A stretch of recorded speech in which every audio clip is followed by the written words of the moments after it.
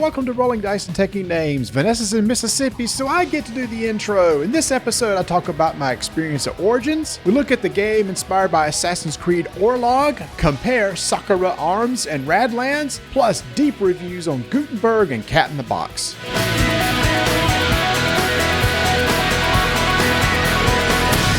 Hello and welcome to episode number 260, Lonely People, and I am one of those, Tony. And I'm the other. Look at all the lonely people. Who sings that? America. America is one of those bands that, it's like, who sings that? And it's like one of those bands, it's always America. They have all these songs I don't realize they did. Mm-hmm. Didn't they do the horse on a horse with no name? I went to the desert on a horse with no name. Oh, and don't anybody auto-tune that crap. I know. You got to be careful what you do around here now, we find out, between sending us stuff, which I'll get to in a second, and singing. So it's one of those generic bands that it's like, oh yeah, America did that. I don't know. Anyway. And I kind of get confused between America and Bread. Oh, because they both come from about the same era, and it's that same style of like sappy pop music. Was it pop music in the 70s? I don't know. I don't know what you would call it. It wasn't rock. It wasn't rock. That's why I just called it pop. It which I just use as generic, radio friendly. Top 40 hits. Back then it was like, was it a top 40 song? That sort of deal. Back when people used to listen to Casey Kasem. Do you remember how the radio that you could carry in your hand and you could flip it apart and it looked kind of like an inverted phone? Oh, I don't know about that. What were those things called? Somebody quick in our Discord channel, be sure to let me know what it was. It would break apart and you would tune it inside and then you'd fold it back and you were able to carry it around. It was like a very early bad edition of a boombox. I don't remember that at all. Hey, you mentioned our Discord channel. You can go to our website, rolldicetakenames.com, and join our Discord channel right there. And you can talk all about recent food, fitness. We are all over the board. We got some lawn mowing talk going on. We had a discussion. I still haven't put together the flow chart on lawnmowers and how to buy them, but I will get to that. I promise I will. I'll have a flow chart on that. And speaking of food and stuff, so in our last episode, we had a taste buds where we tried fried crickets, right? Mm-hmm, bunch of awesome studs.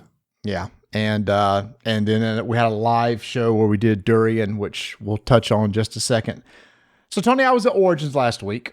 When I came back home, there was an Amazon package sitting on the desk. Not another one. I said, I don't remember ordering anything from Amazon. So I opened it up. This is the first time Tony is seeing this. I'm just going to hold this up to the camera. Tony, please, why don't you read what is on this bag? Ooh, Jungle Trail Mix, a selection of 3 crawly, salted, and dehydrated bugs, a dung beetle, a roach, and a scorpion. Why? Dude, I'm like, okay, I don't know who sent this. So whoever sent this, go ahead and claim this now. I'll probably post this a little bit, maybe on social media, and someone will have claimed it. Y'all, come on. We did the bug thing. Can we move past them? Can we not try some bizarre desserts or unique something instead of having to try a giant water scorpion, a diving beetle? You said dung beetle is diving. I know it's hard to read on the camera. Or an armor tail scorpion. I look at it like this. If we were ever left with bare gills out there in survival mode, we would know what to eat. I thought you said their gills. You said Bear Gillis. Yeah, okay. Yeah, except the problem is these will be crunchy, and I assume there won't be hardly anything to this, and it'll be kind of like the fried crickets, but it'll just be saying that we've tried beetles and 2 different types of scorpions. Well, scorpions you can see scorpions on a kebab skewer all over the place. That's true. Maybe there's some meat to them besides a hard husk that's been cooked. Anyway, we got 2 bags of this. I will be bringing that to you this week, and joy. Maybe next episode. Other than that, unfortunately, we don't have a taste bud segment this episode. I did see in our Discord channel where somebody has found the elusive grape Pop-Tarts. And yes, and it was in North Carolina. I know. I'm on the hunt. I'm looking. It's the grape Pop-Tart, y'all. The return of the grape Pop-Tart, my all-time favorite. Why doesn't somebody send us that instead of bugs? And we have a request out here, people. looking for great Pop-Tarts, and we end up with scorpions. It is what it is. Ignacy warned us on the last episode, and once again, a big thank you to Ignacy for coming on and tolerating us in the morning. He just shook his head. He's like, you are what you are.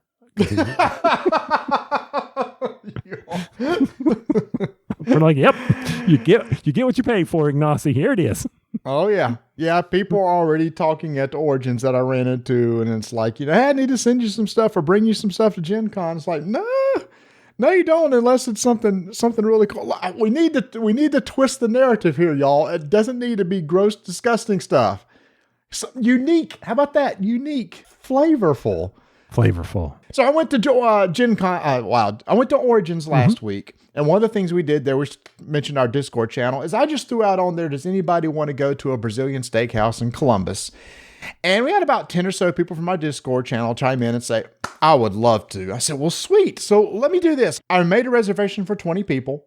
And along the way, I started inviting a few other people. Like I invited designer David Thompson, who did Undaunted. Wow, Marty. There's too many uns. There's too many games right now. Undaunted. And I invited Clay Ross from Capstone Games and Justin from Restoration Games. A couple Twitch streamers, Amanda Panda and Benita joined us. And Danielle Stranding, who does our the Portal, a lot of the Portal stuff, and has her own TikTok channel. TikTok account where she does a lot of different things. Matt Falusi, who's also in the business of Skybound Games. And I'm going to run down through the list. I'm probably going to forget somebody. David Waybright and his wife from Man vs. Meeple was there. And if I left somebody else, I'm sorry. But it was so great to get all those people there. It was funny as I was walking there, Tony. I was walking with a group of people. We were going to meet there at 7. And along the way, Justin sent me a message going, dude, I don't feel good, so I'm going to skip. I went, oh, okay. 30 seconds later, Clay Ross sent a message going, I'm just exhausted. I can't make tonight. So I get there going, okay, there's not going to be anybody here. But I turned the corner. Table was full of Discord people. So many people from our Discord channel that it was great to see. Some of them I had already met before, like the Detmers, some and Chris and Angel, some meeting for the first time, like Tyler and Mundane. So it was a great to see these people face to face for the first time. And we ended up with really 20 there. So we maxed out the place. And Tony, Brazilian steakhouses are good, man. Wait till they put fried scorpion on the menu. Oh, my Lord. Can I introduce fried scorpion? No. Done that. But it was a great time just hanging out, eating the meats. Some people got dessert. I didn't order dessert, but ended up scarfing everybody else's. So I said, I don't want dessert. And people get cheesecake. I was like, I don't want to finish this. Marty, you want to finish it? You sure? I'll finish it. Marty, I don't want this thing over here. You want to try? Sure, I'll eat it. So I think I had more than one dessert from just scarfing off everybody else. It ended up being pretty tacky of me. I'm sorry, y'all. Oh, man, that is just going way past comfort level right there. All the share. Never mind. We won't go there. No, I can't see you now. I'm going to have to. You might have brought something home, some type of con crud. Oh, my Lord. I didn't say anything else. I said con crud, which is, a true thing. Oh, it is. It is. But you know what? I feel great. Well, I'm glad you were able to see the Discord fans and you went to one of your favorite places to go get your meat sweats on. Mm-hmm. And I saw there was a picture. I was just trying to find it to look at who all those people were. I can't remember if you posted it on Twitter or where you did that. Instagram. You were on the Insta. Okay. You're getting all fancy Twitter? on me. Maybe I did both. I can't remember. It's an age thing. It's an age thing. It is. I don't remember which one it was on. But yeah, we got some great pictures. And it was great meeting some people there. Like Amanda Panda and Benita, meeting them in real life for the first time. Just wonderful Twitch streamers. If you aren't following them on Twitch, do so. That's the new medium, Tony. I was talking to them. I said 10 years ago, Twitch wasn't even a thing. And the new guard is coming to the board game space and kind of like, okay, Twitch, we're going to make a thing here where we play games live so people can see them live. It's a whole new medium. And it's great to see them coming here. Still a burgeoning space, the board game space on Twitter. And them taking the reins and just turning into something really big. And he meant Twitch, so don't be sending a $5 claim. What did I say? That. You said Twitter. Twitch. Sorry. Yeah. Yes. Okay. I got something here. When I make fun of stuff, like someone called me out, and I appreciate this for doing that. about, Phil the Sheep called me out about saying carbon copied. I'm making fun of stuff. I'm not making a mistake. And I know that's hard to understand with me when I make a mistake and I make fun of various things. So keep that in mind. You may not get your $5 if I'm making fun of stuff. I will own up to a mistake. We actually had to have to give away $5 in quite a while. No, while you were away, we do. I got to get into the vault. I did make a $5 mistake. So you got to. What did we screw up on? It wasn't you. It was me. It's over in our Discord channel. Ken posted it on something I messed up on. Oh, I was talking about I thought that there was a time on the Empire Strikes Back where all the bounty hunters were standing there, and it was right. And it was the statement about villainous and all that. Yes, actually, treachery and villains or something like that. But that was from the original Star Wars, and it's when they're going into Mos Eisley. That one too. And Obi-Wan says, whatever. Yeah. Okay. I know what you're referring to. Yes, that is worth $5 because I felt it was I thought it was the same scene also. I wonder what he says there. We can pull it up. And it's not worth my time. Oh, one more thing before we leave the meetup. And I think you did this too, Tony. Did you take Durian to game night? I did. And I took Durian to the meetup.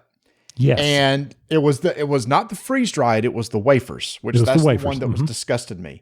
I got like 4 or 5 people to try it, and most of them were like, well, it's not good, but I don't want any more, but it doesn't make me sick. And I believe it was Tyler that basically took the bag with him home. He was just sitting there eating them, man. So it's me, y'all. I was the one that had the big negative reaction to the wafers because nobody else seemed to. It's not like they really liked it, but none of them had an issue with it. But I think you had more on the texture, not so much the taste, wasn't it? Maybe. It was that burst of really bad flavor in that mushy creamy stuff. Yeah. Yeah. So my future son-in-law saw the bag in the pantry, and he reaches in, grabs it, and he starts popping them. I'm like, what are you, save some. I got to take those to game night, but what are you doing? And he's like, man, my mom's Thai. She had this, she had the fresh stuff floating around. And I've talked about that. There's nothing to this. And I said, well, more power to you. Just make sure you leave me some to take to game night. So I did. I took it to game night, and our game buddy Bert said, well, my kids won't see me eat this stuff. So I filmed him eating it, and he made a scrunchy face. He didn't really like it that much. He wasn't a fan of it. It wasn't like sitting on McAllister's. We were having that for dessert instead of cookie. Matter of fact, it was pretty much, he had his one. Noah, my son-in-law, or Sil, I guess I can call him that now, future son-in-law, he had a few more. But then after that, put it in the game bag and stuck it in my car. Point of order. So, when it's hot outside, and you get home from game night, it's very important. Normally, I don't unload my games. Normally, I just leave them in the car because I get home. Yeah, me too. Just don't, because who knows? I may be called to a game or something like that. Who knows? I need to be prepared. But I forgot that the durian was in that bag. Next morning, I went out to my car. Wasn't sealed tight?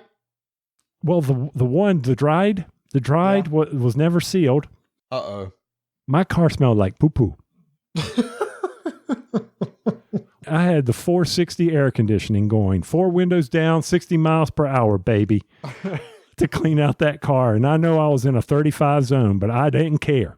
I had to get that smell out. Oh, man. I was like, this is awful. But I will say this, the dogs did try a little bit, and they were okay with it. So that's it. Can we put durian to bed? Yes, I'm done with it. I don't need to, unless I get a fresh one and I put on a nose. I'll try a fresh one. But that's I will too. But please, don't send us that now, please. Give us a break. Give us something that's tasty. All right. So you went to game night. Did you play anything cool? We went there. You were missed, and one of the items. And so first off, Kevin Barrett, friend of ours, listener of the show, he showed up. He was happy to come in. Substitute. Really appreciate Kevin taking in time and coming out. And then, of course, Kevin, who just recently supported us on buymeamoonpie.com. So thank you, Kevin, for supporting the show. And in fact, if you want to support the show, just head over to buymeamoonpie.com, We have both subscription based, where you can do a reoccurring of $1, $5, or $10 per month. We have just a one-time gift that you can give the show if you want to. And that's where we're selling our tickets for our big Gen Con strike event. And we still have a lot of tickets left, so head over there and grab one.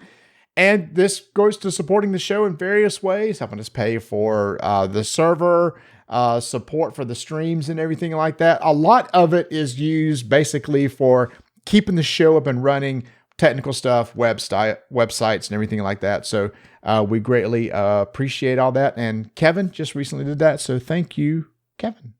Buying mouthwash because I got to eat bugs. Yeah, exactly.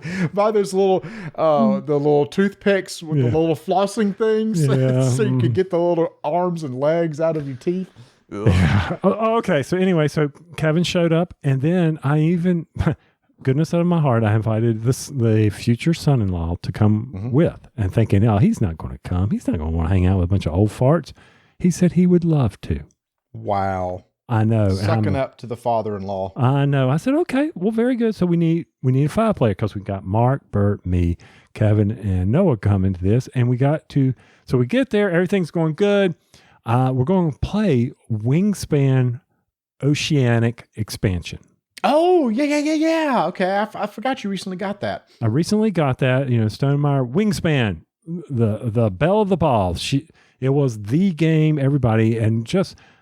all fairness, Wingspan is a great little engine builder, and I think it's one of the ones that you should be using to help teach people engine building games.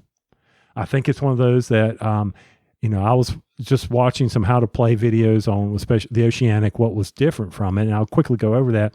One, they've introduced a wild food called nectar. They've given you the capability. They've, of course, got more birds in it. You got all kinds of birds coming at you.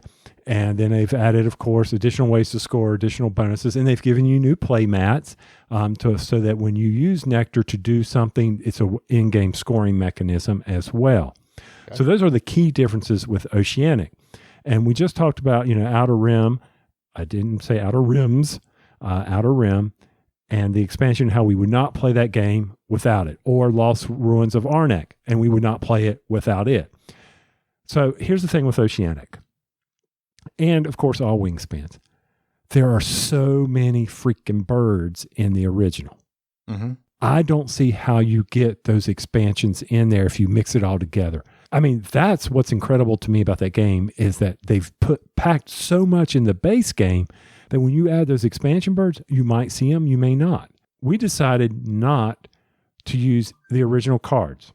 We decided that we would only use the expansion cards, so that we could experience the games because there were some new game mechanics at the end of game mechanics that we could use. And I just said, let's experience that. So we just ran with the expansion and the game went well. As far as expansions go, I would use that expansion with any time I would play Wingspan because of the Nectar.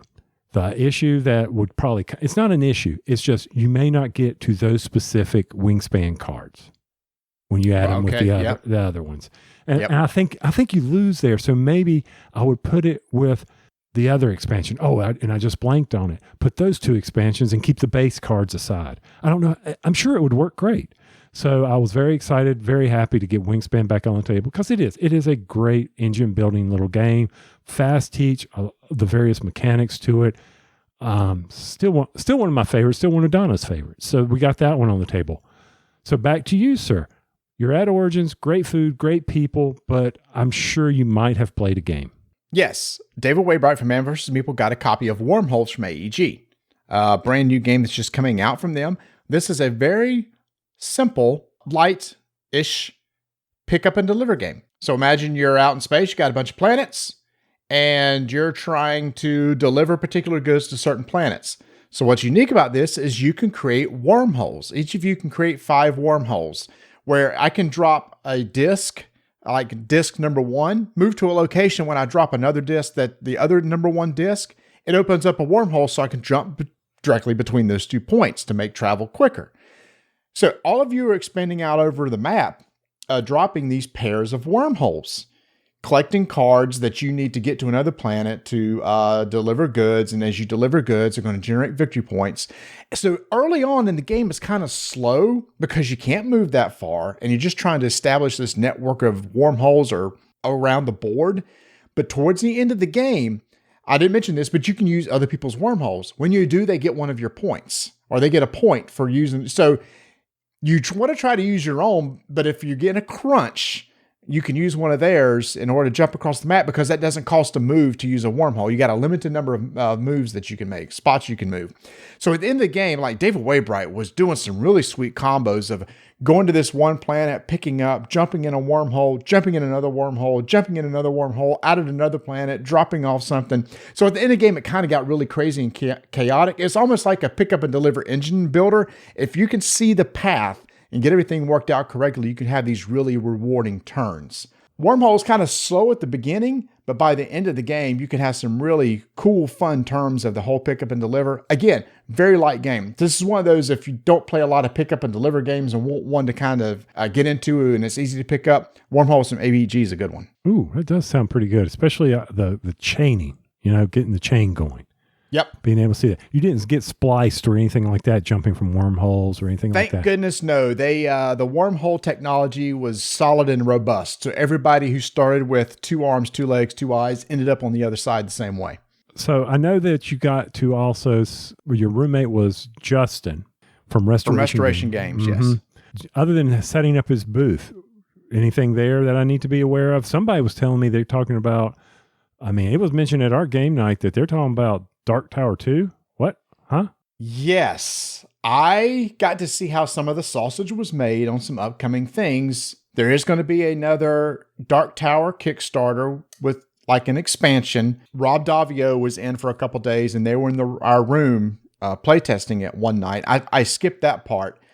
Dang it, I don't know what I can say. Hold on. I don't know much about that expansion, so I can't say much there, except, yes, it was really cool to see them just with paper they've written out, testing with the app and everything, and testing the expansion. So, yes, that's coming out.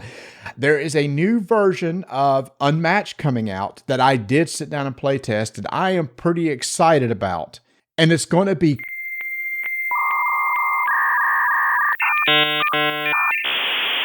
Now that I've said that, I need to reach out to Justin and see if that can be said.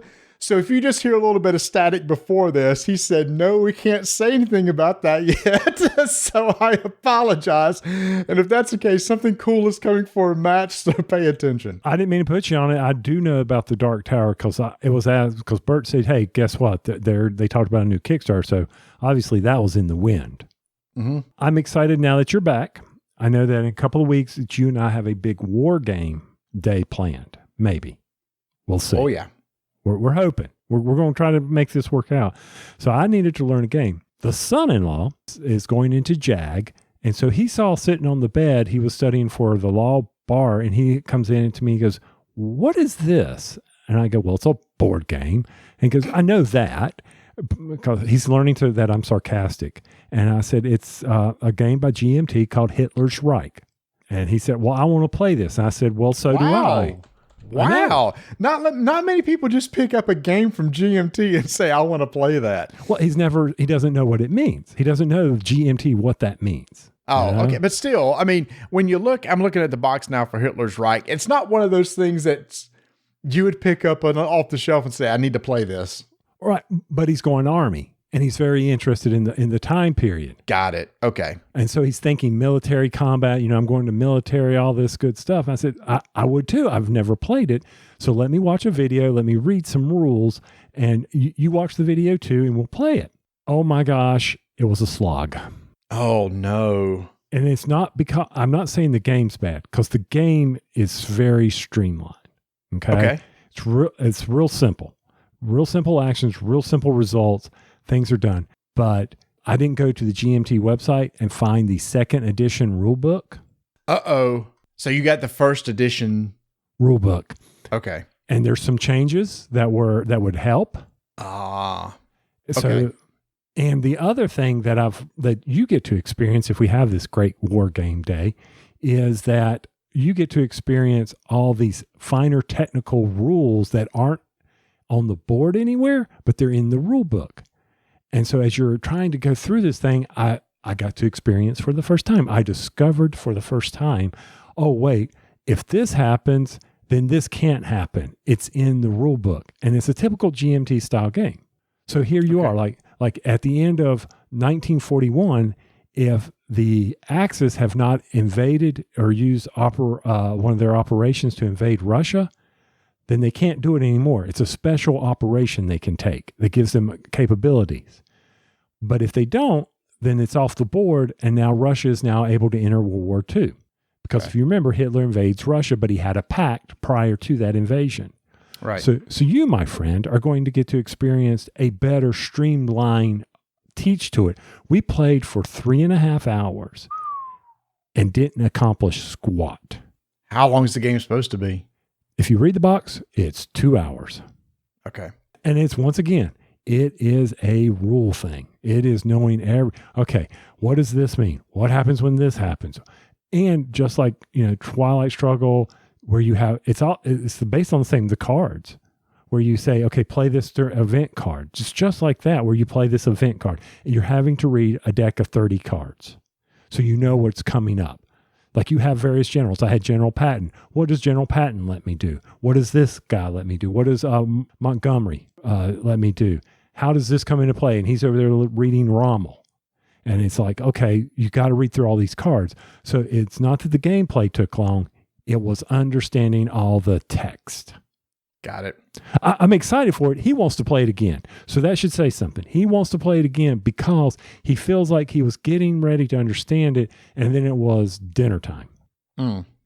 Yeah, I know. It was a flyer. It looked good to me. It looked good at Miniature Market. That's miniaturemarket.com. Speaking of heavy, so I demoed or played a round of the brand new game coming out from Stefan Feld and Queen Games. This is on their Kickstarter, Marrakesh. There's 2 copies in the world. One of them was there at Origins. Travis from Queen Games said, hey, you want to sit down and see how this is played? Whoo! You know how complicated Trajan can be? I've never played it. Oh, you never played Trajan? Oh, boy. Okay.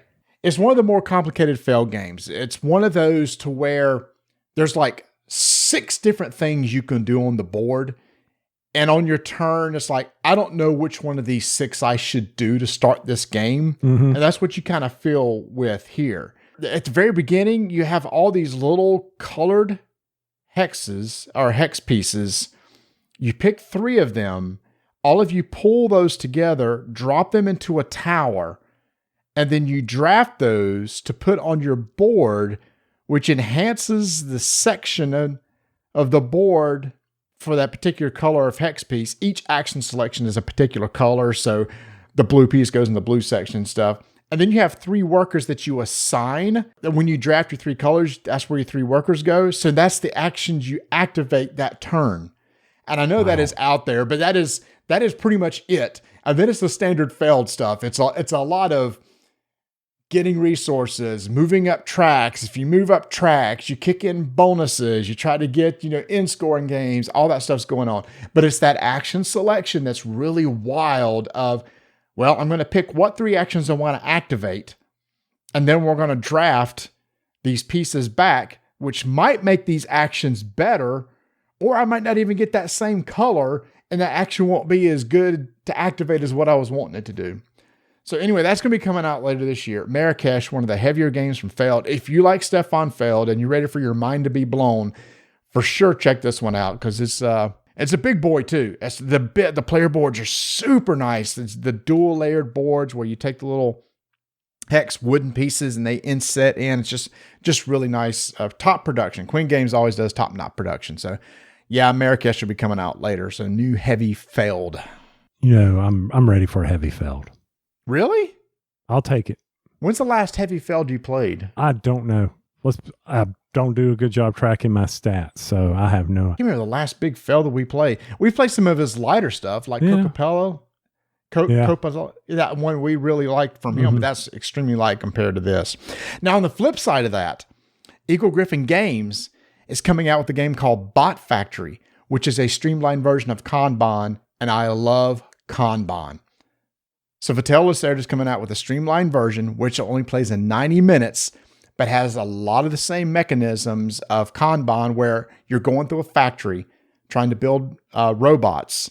And Sandra, the manager, is back. She was in the original Kanban. Looks like she's got a new job putting bots together, so she's back. So that's going to be coming out on Kickstarter soon. But I saw the box and it looks really cool. So I can't wait for that because I love me some Kanban. But it's just so long to get to the table and it's a tough teach. Yeah, and it's a game I've never gotten to play either. Dang.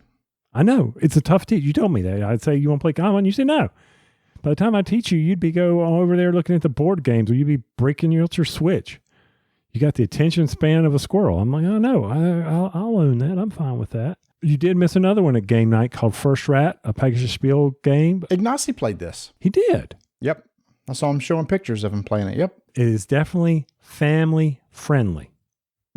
Okay. The concept is very easy from the standpoint of what you need to do on your turn. You need to move some rats. And when you move a rat, if you move only one rat, he can go wherever he wants, unless he runs into it and stops with another rat. Well, he can move up to 5 spaces. But if he does, he's got to give some cheese to his brother there that's sitting there. If you move 2 rats that can move up to 3 spaces each, they must land on the same color. That's what you're doing. You're trying to collect some stuff so that you can build your rocket ship so you and your rats can go to the moon. And the person who scores the most points at the end wins. That's First Rat. So Bert killed us when we played this. He absolutely destroyed us, and we think it was because he got an additional rat out. So we started thinking, does this mean that you need to get your rats out sooner? Additional workers. You need additional workers. But it's more of a challenge to try to manipulate the moves. Also, we did not play the variable board. So it's one of these games I would like to get back to the table with you, use the variable setup, and see how it plays.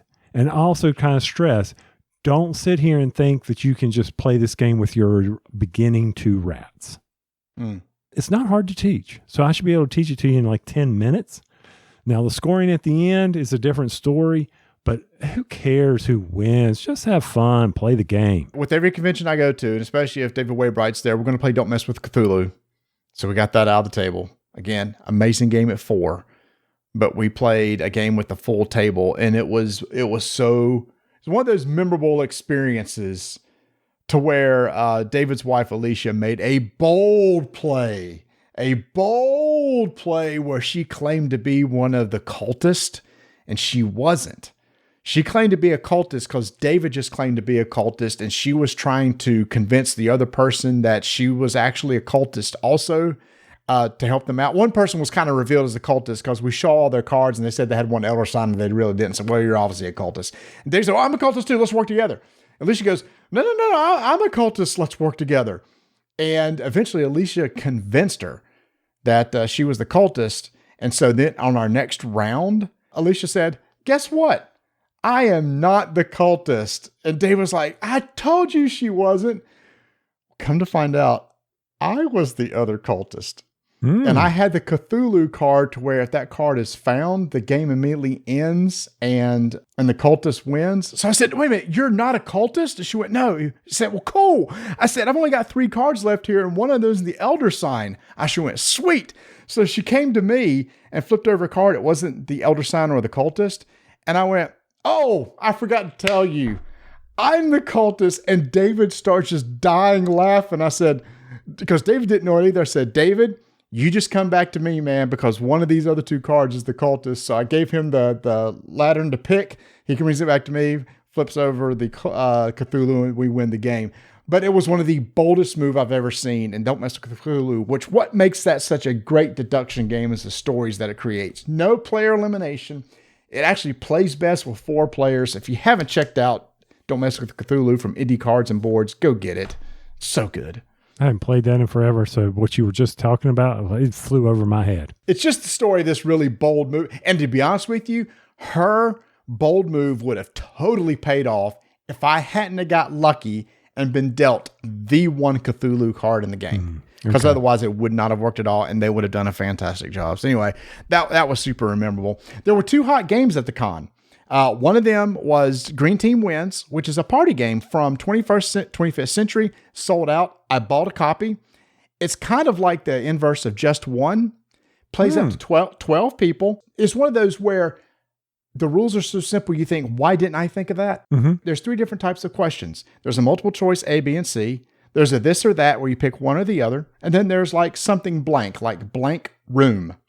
So what you do is you like put down that one that says blank room. Everybody writes what they would want to fill in for that blank, bathroom, bedroom, whatever. Everybody reveals their answer. Whatever the majority answer is the right answer. And you go on to the green team. Everybody starts on the orange team. And once you get a correct answer, you go to the green team and you get a point. If you are on the green team and you stay on the green team, you get 2 points.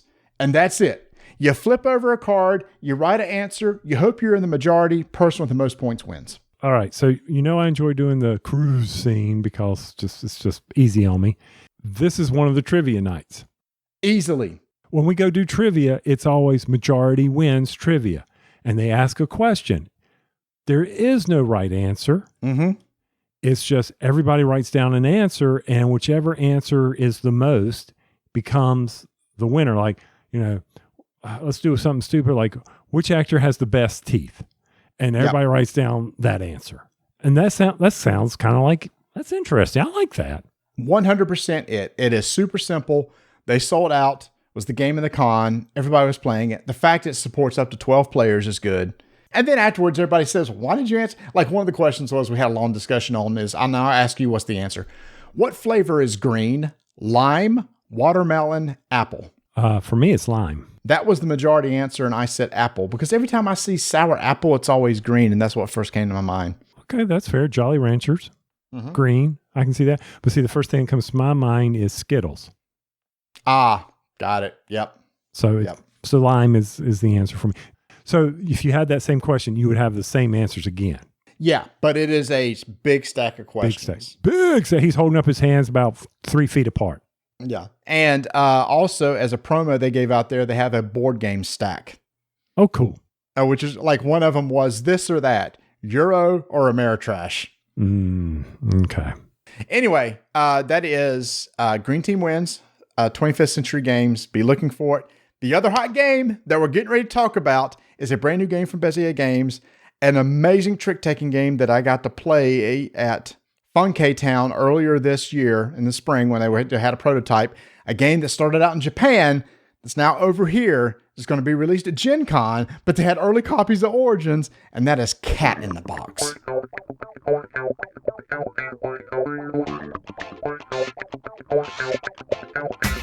All right, we finished last 2 weeks ago, whenever we did our first big Ultra Pro spot, and they didn't pull the plug. That's a positive. So we got to do another one.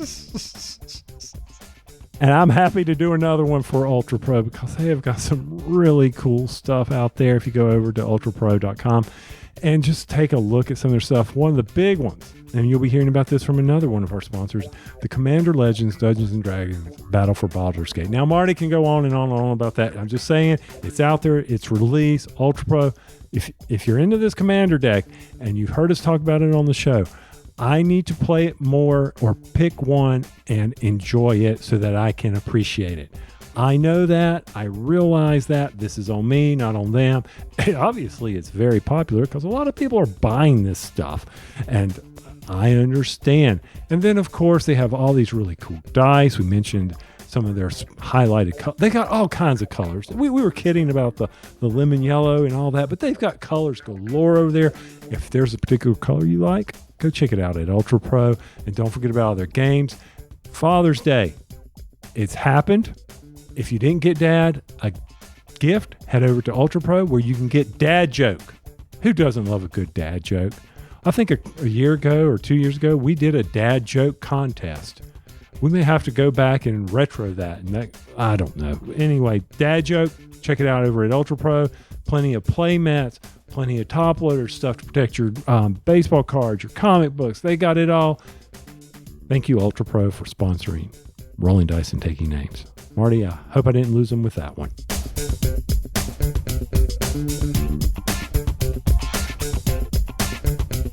This following review is sponsored by Game Toppers. Upgrade your gaming experience. Head over to GameToppersLLC.com.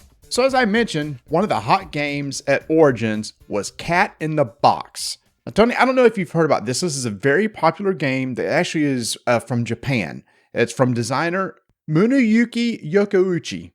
And Bezier Games has brought this game to the States from Japan. Tony, you and I have loved trick-taking games since forever? I mean, you probably played Rook as a kid, right? Rook, yeah, hearts, you name it, all kinds of spades. But in our, at Tantrum Com, obviously we were rusty, but that's another story on another show. Yeah. Speaking of which, Travis from Queen Games said, by the way, Rob and I are ready to do another spades match at Gen Con if you guys are up for it. Oh, we are so up for it. I have got the Origins cards ready to go. They're sitting on my dresser, so I know to pack them. Vintage cards, and we're ready to go. I may even bring in the 1950 set I have. Can we practice first? Because I was extremely rusty with bidding and everything. All right, so you and I love trick-taking games, and over our course of the past 10 years in this podcast, anytime a trick-taking game comes out, we're very interested in it. But after a while, they get kind of samey. So this game is a trick-taking game, plays 2 to 5 players, and the most unique thing about it is when it was pitched to me, and I actually got to play this at Fun K-Town over the spring. Bezier Games is one of the sponsors there, and I got to see a prototype of this game before it came out of Origins. They said, imagine a trick-taking game where there's no suits. And I went, how is that even possible? And then I sit down and play the game, and I went, wow, this is one of the most unique trick-taking games I've ever seen. The game pissed me off. There, it's on the table. The reason why it pissed you off has nothing to do with the really cool stuff about it. I agree. I agree with you on that. It's from the standpoint that when you play trick-taking games, you have a certain style, a certain strategy that you always know. You know how to short suits. You know how to pick your cards. So when you told me there are no suits, I understand that. I can understand how that would flow. But then all my strategies out the window. I've got to rethink all that. And I'm sorry, that is muscle memory for me. Especially when you got to do bidding, right? I mean, yeah. You've been trained for decades that when you look at your hand, you know how to bid. This game throws that out the window. It does, because I don't know what to count on. Mm-hmm. I can force certain things to be counted, and I know you'll go over some of the aspects of how to play the game, but I'm looking at my hand, I'm like, oh, I know I've got X amount of trump. I know I've got this high suit. I know I'm going to be able to do this. Trick bidding, unless you're playing spades with Rob and Travis, isn't that hard to do. All right, so let's lay out what this game is. So this deck of cards consists of 5 sets of 1 through 9 cards. They're just black border or black cards. They all look exactly the same. Okay, well, some of the cat art in the middle is kind of different, but there's no colors on them. They're all black. So there's 45 cards, 1 through 9. Depending on the number of players, you're going to remove some of those cards. So for example, we played 3-player, removed all the cards that were 7, 8, and 9. For this discussion, let's just keep it at 5 because the math's easy and everything. So you have 45 cards that are dealt out. And so that means everybody is going to get 9 cards. In the middle of the table, there's this really nice board that has 4 rows of the different suits. Suits are colors. There's red, blue, yellow, green. In this game, red is always considered trump. And on this board, there are little insets or little spots to place tokens numbered 1 through 9 for each of the colors. So 45 spots on the board. Each of us are going to get these really nice acrylic tokens. This is called the Cat in the Box Deluxe Edition. So they have really nice acrylic tokens that each of us get in our own colors. First thing we do, and I like this, Tony, in trick-taking games, everybody takes a card and discards it out of the game. So we no longer have perfect knowledge. I think we tend to like games to where it's like Old Pasha, where you don't know exactly what cards are still available. I know you can do that with, the Bulls game, the 6 Nymph. Yes. People like perfect knowledge in that. I do not play with perfect knowledge because it's just me. I think it's too easy to math out. Yeah. I like the unknown. Mm-hmm. So anyway, everybody's going to throw out 1 card and then you're going to place a bid. Each of you have little player cards in front of you. For 5 players, you will say, I'm either going to take 1, 2, or 3 tricks. The purpose of that is if you get your exact number of tricks, you'll get some bonus points at the end. We'll talk about that later. Then around your player card, you have each of the 4 colors. The top of the card is red, the right is blue, the bottom is green, the left is yellow. You take one of your player markers and put it in a little slot in each one of those colors, indicating all those colors are available for you to play. So when we begin the game, let's say I go first. I take a 5, it's just a generic 5. I put it down on the table and I declare this 5 is one of those 4 colors. Well, except Trump. And this was really cool, Tony, too. The people we played with all knew how to play trick-taking games. Mm-hmm. I immediately said, okay, you can't play Trump till it's broken. You understood that, meaning, okay, I can't play red till it's already been played. And if you have the suit, you must play it. And once you're out of that suit, obviously you can't play it anymore. So when you're explaining this, I'm like, okay, basic hearts rules. I understand that. So if you say I'm playing blue, and I like the little place where you show which card you're playing because there's no colors. You need to keep that indicated. Just throwing them in the middle does not work.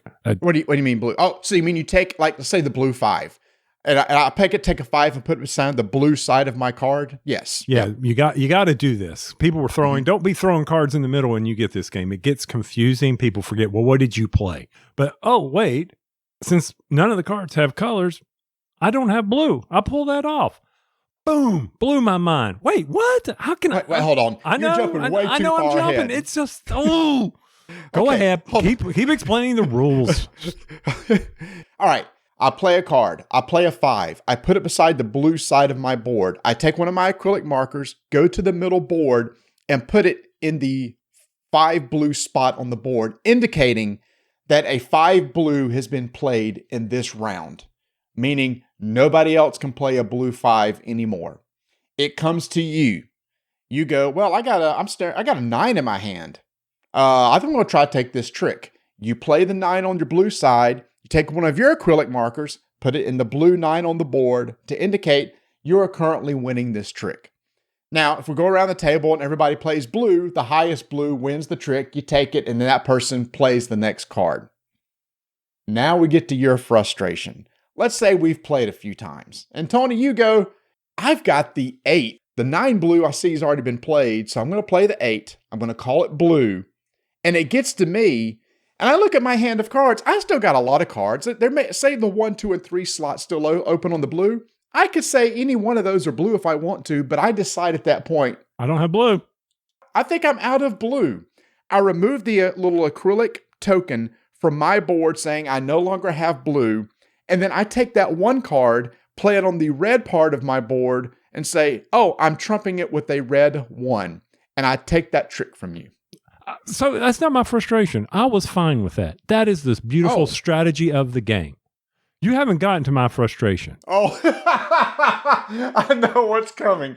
Okay, so the whole goal is you're going to keep playing cards until everybody only has 1 card left in their hand. Again, no perfect knowledge. I love it. So with every hand of cards that are dealt, 2 cards are not going to be played. And let's remember the numbers again, everybody. There's 5 of every number, but there can only be 4 colors. So if you, for some reason, end up with 5 6s in your hand, there's only 4 6s that can be played. So that means 1 6 will never be able to be played. So that's another good reason for discarding a card and not having to play a card at the end. Here's the part that frustrates Tony.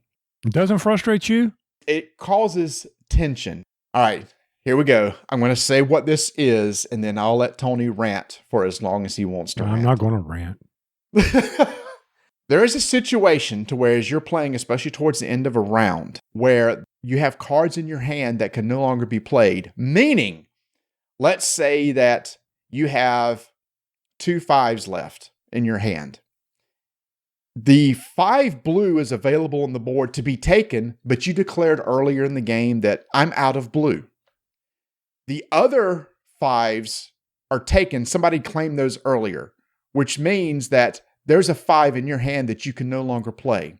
If it gets to you and you can't play a card, there's no space that you can declare a card to be played. You call paradox.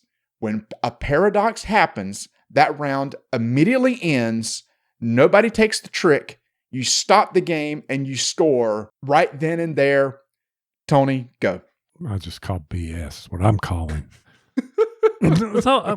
So first thing I want to say, and which was probably one of the best parts of this, is we're playing our practice hand, and we're getting to the end of it. And I'm like, I'm not going to be able to play all my cards. And then so Marty looks at us and says, "Oh, by the way, I forgot a rule," and starts explaining this paradox we're in. And then he starts explaining how it's negative points and how none of your points are going to count. And I'm like, this blows. Really? So this is where the game takes it from a standard trick taking, simple laying out the tiles, to an intense tiles. I thought I said tiles. Did I not say tiles? You did. You meant tiles? Okay. Yeah. So yeah. No, I didn't mean tiles. What are the little tokens? Tokens. Thank you. Yeah. So you put the tokens up. It goes from taking tricks to a immense strategy game that you have to really think at the beginning of the game how to play this out. Normal trick-taking games. For instance, in this round, I had all fours. I had 4 fours of the 5. I'm like, okay, this is going to be bad if I keep these in my hand. Because why? Because unless someone discards it, someone else is going to have that 4. And the problem is they're not going to discard it because they're going to try to build on those little tokens on the board. They're going to try to build a pattern. Oh, we ain't talked about that part yet. Yeah, no, we haven't. And you get yourself into a point where it's like, I am so used to, after we were done, see, I'm speechless here. After we were done, I'm sitting there thinking, how can I play this game better? Because I sucked at playing this game. I didn't make any of my bids. I was always in paradox, and I'm like, what happened here? I am a very good card player, unless it's spades with Rob. Then I'm not a very good card player. I was really frustrated by this, because you know how you're a good card player. I can play hearts, I can play Opusha, I can play all these games. I am in the wrong mindset here. I need to get out of trying to build these tokens, these runs that Marty will go over later. I need to think about how is it I'm going to get rid of my hand. I need to think, oh, wait, saying I don't have a certain color is okay. You want to do that. This will help you later in the game. Say, hey, maybe I can get rid of it, especially if I only have one number and I know I'm not going to be impacted by it. There's a lot of strategy.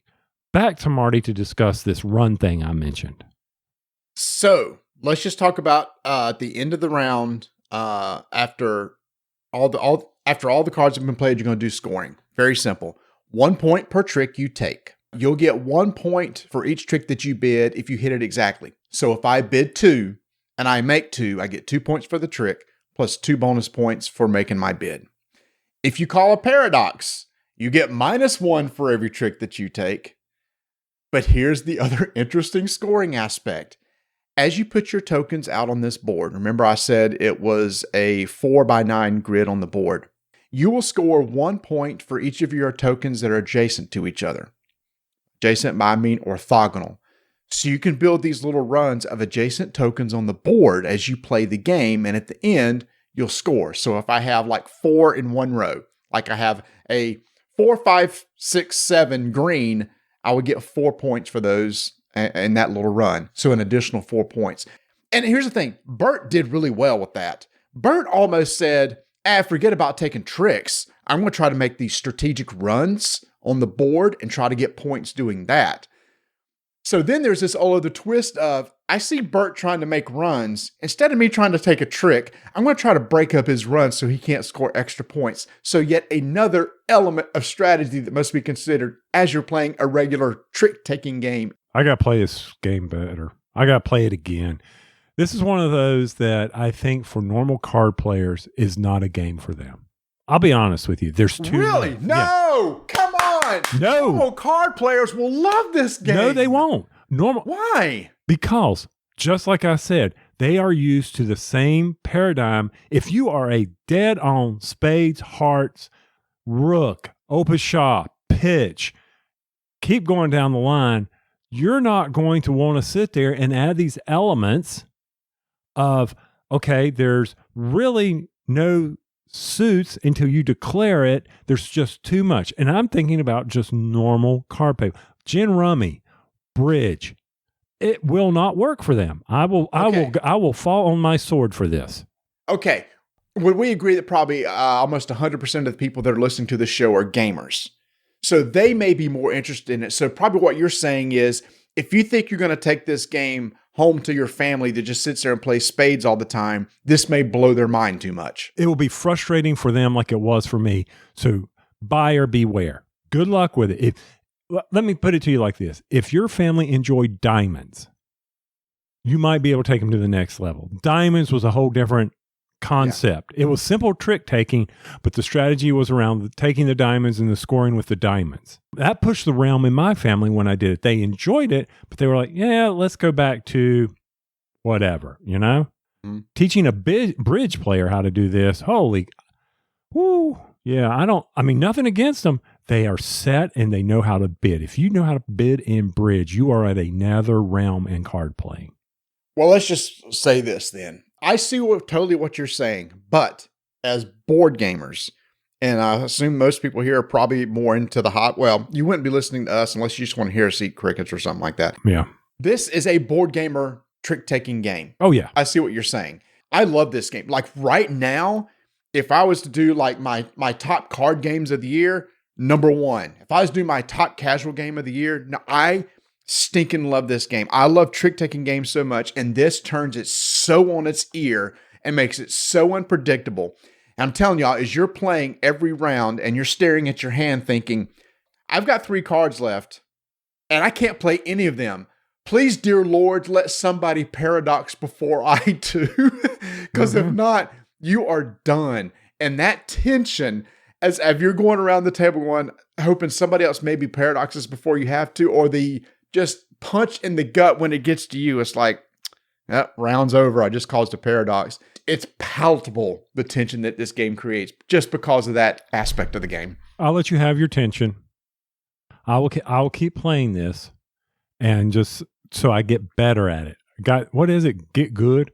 Yes, absolutely. Get good, noob. Exactly. Think outside of your normal card playing strategies. This isn't about short suiting, setting up various runs. When do I want to take the lead? When do I want to get rid of the lead? Oh, good point. All this comes into play, normal card games, but it gets flipped when someone looks at you and says, oh, by the way, I no longer have green. Well, crap. So now I can play blue. Okay, this is a blue. Here's blue. Boom. Or worse, red. It may be a trick that you were planning on taking. It's like, yeah, I'm going to take that trick instead. See, that's just it. I don't think there's any time where you cannot take a trick. Because at any time, you can say, I'm out of that color for Trump. But you got to be very careful with it. Yeah, because then all of a sudden, you can't play that color anymore. And if there's still a lot of slots available on that row to play numbers, none of those are available to you anymore. Mm-hmm. Because, when you're playing, you're sitting there, okay, we'll lead with green here. This is green. And all of a sudden you're sitting there, I'm going to make a run of a bunch of greens. And then suddenly everybody goes, oh, yeah, I'm going to play green. I'm going to play green, which is something I was not paying attention to. Who was declaring what they didn't have? I was concentrating on my cards and my strategy. You've got to look across. You got to actually read their boards. Because if I had seen, oh, wait, he said he doesn't have that, then I know I am safe to be playing that color. There is one nitpick for the game for me, and I just need to bring this up, is the card quality is not that great. I was fine with that. I admit I'm used to better cotton linen cards. Oh, here's the problem. I'll throw this out and you know what I mean. 1971 Topps. Yes.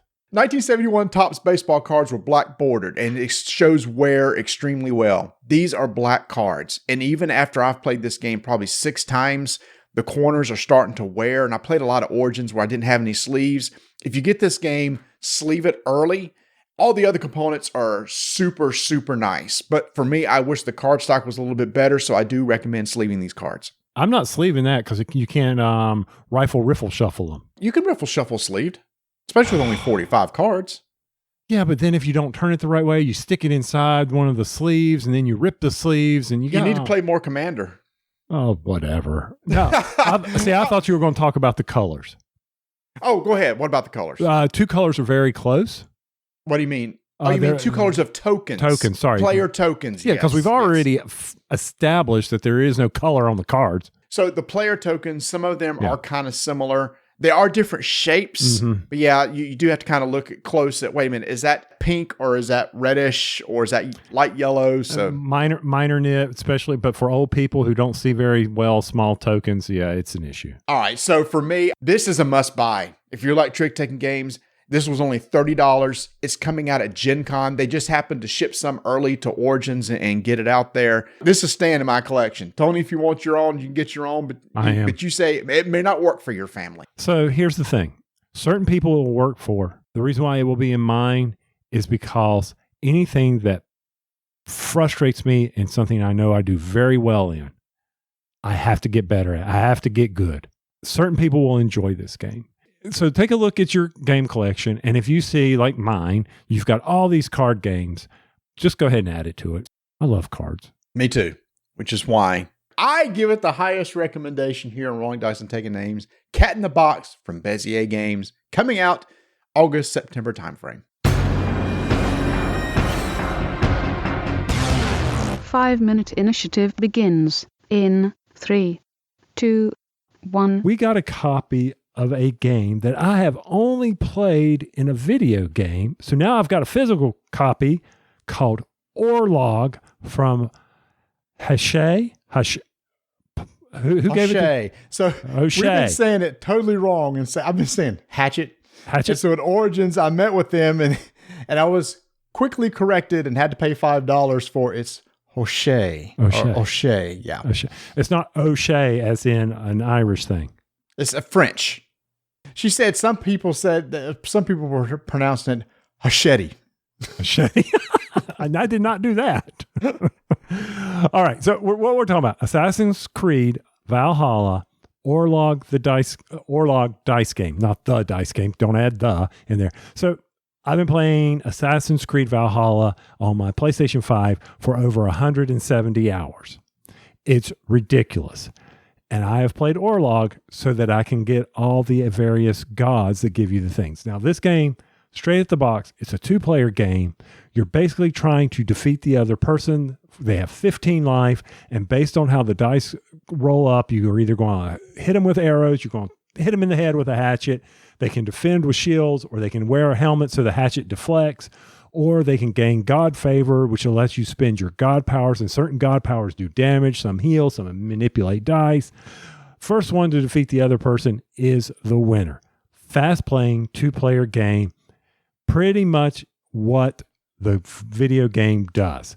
Took it to lunch. Marty and I sat down, played.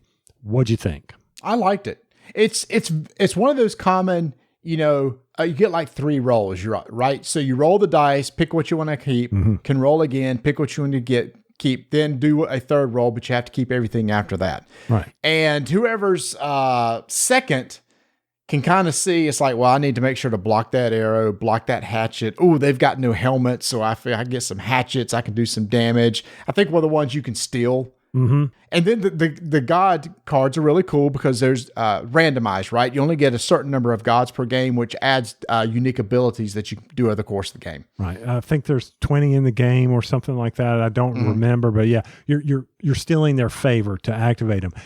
But if you're not careful, the priority of when those certain God powers activate, if I steal enough favor, then you said, I'm going to use this God favor at this value. It won't activate. So you have to be very careful. And that is something that when you're playing the physical game, you need to remember that. When you say, I'm designating this God favor at this power, you can't just say, oh, I'm going to use Thor. You got to say what level he is. So from a standpoint of the game, it's very much like the video game. I know in the video game, they had a problem with it. The AI was always getting beat because all you had to do was constantly gain God favor. That's why the human interaction. It was just fun. I wasn't trying to beat a computer who cheats. And I try not to cheat. Actually, I'm not smart enough to cheat. So yeah, you have a much better chance to win against me. Look, it's a light game. And I think it's one of those that if you play the video game, I think there's a little bit of charm to it. Being able to play it in the real world. You can set it up, play this game 10 minutes, 15 minutes at the most. Yeah, it's like a little quick filler if you just want to do something at the beginning of game night before everybody gets there. And the production's really nice. I really like the two little bowls that you roll the dice in. The dice are really nice and everything like that. So it's great production. It's a nice little push your luck dice game where it's doing combat against each other essentially and trying to take away each other's life. I do wish the God tokens had been a little bit thicker, maybe on the cardboard. Nice box insert. Some stores are trying to sell this thing for $60. What? So be careful. GameStop had it for $60. They're trying to go off the name. I'm sure there's some licensing and all this. No. Fun game, especially if you're a fan of Assassin's Creed Valhalla. Actually, Tony, I just looked it up. On the Ubisoft store, it's on sale for $39.99. So on the official website, you can get it for $40.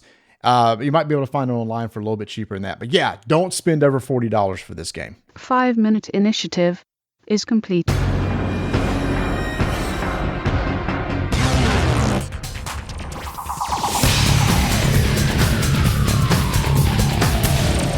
Portal has decided that they want to bring a game to the USA. You heard Ignacy talk about it. If you want me to talk about the designers and try to get their names, oh man, Marty, I'm sorry. Don't even try it. A couple really good designers. Some great, from Grana. If you want and you want to hear how it's pronounced, go back and listen to Ignacy on our last show. He was right there. So Gutenberg. For those of you who don't know who Gutenberg Not Steve is, Gutenberg. I didn't even think of that. Police Academy references don't come to your head. So how many were there? 40 of those? About 40 and like one cocoon. So I had completely forgotten about Gutenberg, Steve Gutenberg. Gutenberg, printing, press. Yep. He basically allowed the masses to be able to read. He brought education to the peasants. Gutenberg was the man. All right. It wasn't an easy task to do it. It wasn't easy to go printing. But your job in this game is to bring printing to the masses. You're trying to fulfill orders for your patrons. And as you complete these orders, you will gain fame as being one of the best book binders in all of Europe. And how do you know how much fame you got? There's these numbers on the board that you're moving a token around. And at the end of the game, whoever has the most, whose token is the farthest along this track, is the winner. That is Gutenberg for you. Easy game to teach. Easy game to teach. A lot of teaching videos out there. Go full tilt. Just put it all out there as far as, don't try to say for beginners. Everybody's got this. You will have this. Yeah, so here's the thing. I had the game, so I punched it, got it all ready to go. There's some really nice little cardboard boxes in there for storing components. And I was worried I was going to have to put those boxes together, fold them and everything, but they're already pre-folded. So I love that the typesets are like little wooden letters. You can actually use them. Ignacy said it. You can use them. Yeah, A, I, O, and U are the letters. I totally forgot to read the rules or watch the video. Next day I just forgot. So I got to McAllister's and I started opening up the rule book and I went, okay, action selection mechanism. This is really cool. I like this. And then you walked in and he said, well, what do you need to know? And I said, well, Tony, I just need to know what each of the actions are. And like in 5 minutes, you just walked down, well, you're going to do this for this action, this for this. And you went down through all 5 actions. I went, I think I've got this. I think the toughest thing, Tony, was the symbology, the iconography. Always in a game. Always in a game. Yeah. And that's just first playthrough. But what's really nice is everybody has player shields, and all that is clearly marked on those player shields, indicating what this symbol means and how this particular symbol works on this card, etc. So the actual flow of the game is super simple. And I think Ignacy actually teased that, didn't he? He said this is one of those games you sit down, you jump into, and then you're off and running. And I agree. Completely agree. I mean, just because it's simple doesn't mean that the strategy is simple. Right. The simplest thing you do can change strategy and can have ramifications. Sequence of play of this game without going too deep in the rules. First thing, there's no income phase. I know, shocker. So this is a running joke now at our game group because of that one horrible time. If it was Arnak. No, what was that? Oh yeah, 10 penny parks. 10 penny parks. That I forgot to mention. By the way, you get money at the beginning of every turn. which makes for a really tough game when you don't have enough money. But anyway, yeah, it's a paradox. It's a paradox, dude. So first thing, turn gears. Your press has gears in it, so you got to turn your gears on your turn. Then you're going to plan your moves as to what you want to do so that you can go to the action selection board. Then you're going to execute your plans, like take orders. Then you're going to take some inks. You're going to develop your specialties. Like, are you really a good binder? Do you know how to do it? Have an illustrator on staff? You're going to improve your printing houses, which is making better equipment. You're getting more gears. Oh, what about some patronage? You've met certain requirements. So this is simply an in-game scoring mechanism, by the way. You're going to fulfill some orders. Hey, I got the books done. They're printed. I'm going to ship them out to the masses and rinse and repeat. That's the game. For how many rounds? 6. 6 rounds. 6 rounds. Yeah. Yep. Probably one of the mechanics that Marty and I enjoy the most about this, because he kept saying 100%. This. Yep. Was plan. Yes. This, every Euro now is when we play, it's like, okay, how is this different from every other Euro? We make the joke, or Tony makes the joke all the time. What's this Euro about? Well, get some resources, turn them in, get victory points, person most victory points. So what's something that's different? And to me, Tony, I believe it's this planning phase to where you secretly decide what of those 5 actions that you're going to take next turn and how important are they to you, to where hopefully you could possibly do that action first, because going first in action gives you first choice of options that are on the game board. Yes. And if you don't put a cube in a action, then guess what? You don't get to do that. If I want to do an action early, if I want to get ink at a very good rate, at a very good price, then I need to put a lot of stuff in there. Oh, wait, I need to go to get the patronage to make sure I get that particular patronage. I need to go there. Oh, there's a good gear that I want. Now, 2 things from that planning that I think is very important, Marty. First off, for me, I liked as we went around, the first player has less cubes to use than the last player. For the 4-player game, the first player had 7 cubes to allocate on their planning board for each of the 5 actions, and the 4th player had 10. Well, the round ends, you pass the start marker, and everybody gives up a cube who is now the last player. They now have 10. I don't know why, but for some odd reason, that just dawned on me as this is genius. I don't know why. It is.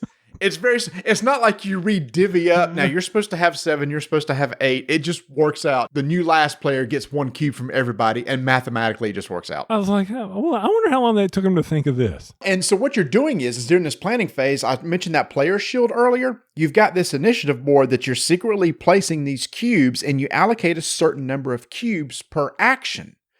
So first player's only got 7 cubes to allocate. So they got to look through those 5 actions, decide which ones they want to take and how important it is to them. And if it is important, they'll put more cubes in there. After everybody's done that, everybody removes their shield. And then you start at the top of that planning board, which is take orders. Whoever has the most cubes allocated to take orders gets first. If there is a tie, you go in player order, starting with the first player. We've got it planned. Life is good. We reveal. You yell at one another. Call each other idiots for taking your turn. Especially towards the end of the game, where that patronage thing, the last action is where you can kind of claim some in-game victory conditions or victory points, and you've allocated 4 cubes, and you look and somebody, oh, Mark, you allocated 5, you jerk. And then he may take the one that you wanted. You never get the chance to get it.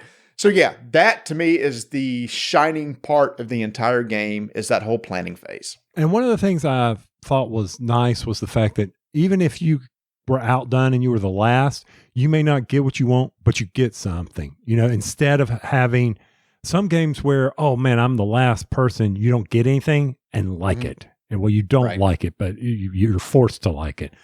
All right. So now we go over, we execute our plans. One of the first things we do is we take some order. All right. The key to this is where you're only allowed 4 orders in the game. You can easily replace them if you take more than that. But taking orders, here's where the strategy, I think, for this part is, Marty. When you take orders, you decide what book you want to print. So you have certain characters that you're going to need to have in your shop, and those will allow you to fulfill the order. Then there are specialties as part of that order that if you fulfill those, you will gain additional benefits. You never have to do the specialties, but you always have to print the book. Imagine that. You actually have to print something to get rewarded for that. So during that take orders phase, you have 4 orders to choose from, and the specialties you're referring to are called refinements. And you pick one order and one refinement and pair them together. And so let's say, for example, I need A, O, and U to fulfill this order, and you pair a refinement with it that says, oh, by the way, when you fulfill this order, if you happen to use gray and red ink, you'll get 4 extra points. Oh, by the way, if your typeset happens to be at level 3, we'll give you a couple extra points. And if you do both, you get like a little extra bonus. So your goal is when you fulfill an order is to try to fulfill as many of those refinements as you can, because you get a bunch of typically extra money or some extra points that you can use. So what is important about going first here? So for me, it was, as I look at the orders, what do I need to print? These only need me to fill out 2 letters to print this book. I need an A and an I. All right, that's good. I'm not going to get that much money for doing that. That's a simple order. But over in the refinements, oh, look, if my specialties are at 4 and 3 in these levels, I'm going to get a lot of fame, or I'm going to get another order, or I'm going to get ink. So it's easy to fulfill the order. I don't need that much typeset, but man, if I bring up my specialties, I'm going to get a lot of bonus. And I think that's where going first there really helps you out. You don't have an order sitting there becoming stale. You're able to move through things pretty darn quick. So that's the importance of going first there. So you need to put them together. Once they're locked together, then that order is as is. You can't shift the refinements and the orders around. Yep. Next one's very simple. Take inks. And what I like about this, Tony, is the board is laid out so you resolve from top to bottom. So the top of the board has the orders. The next has the inks. And there are 12 inks that are put out there in groups of 3. And you can only buy from one group. The first ink is free. The next one costs 1. The next one costs 2. You could buy 1, 2, or 3 if you want. And they randomly came out with different colors. When you pull them out of a bag, there's red, blue, yellow, gray. You want to go first here, Tony, because if there's a refinement that requires a certain color, and there's not many of that color sitting on the board right now, you want to go as early as you can for the paint to grab the colors that you need so you can fulfill that order with the colors needed to get those extra bonuses. So ink is all about how did they come out of the bag and which ones do I need to get to fulfill orders or do patronage later. Yeah. Developing specialties is the next thing. These are where you are dealing with typesetting, wood cutting, which is setting your typefaces. You got to chisel out the wood to get your various A's and I's and O's and U's.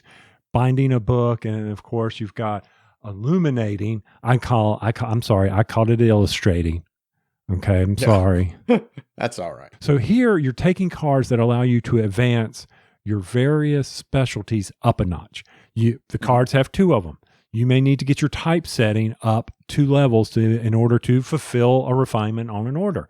However, if you take a card and you're the last person and neither one of them benefits you, or you really don't want those 2, then you may say, I'm not going to use this and I'm just going to advance one of my specialties 1. I don't get to do 2, I get to do 1. That is how you're advancing. Every turn, if you put something in your plan, you will be able to advance your specialties.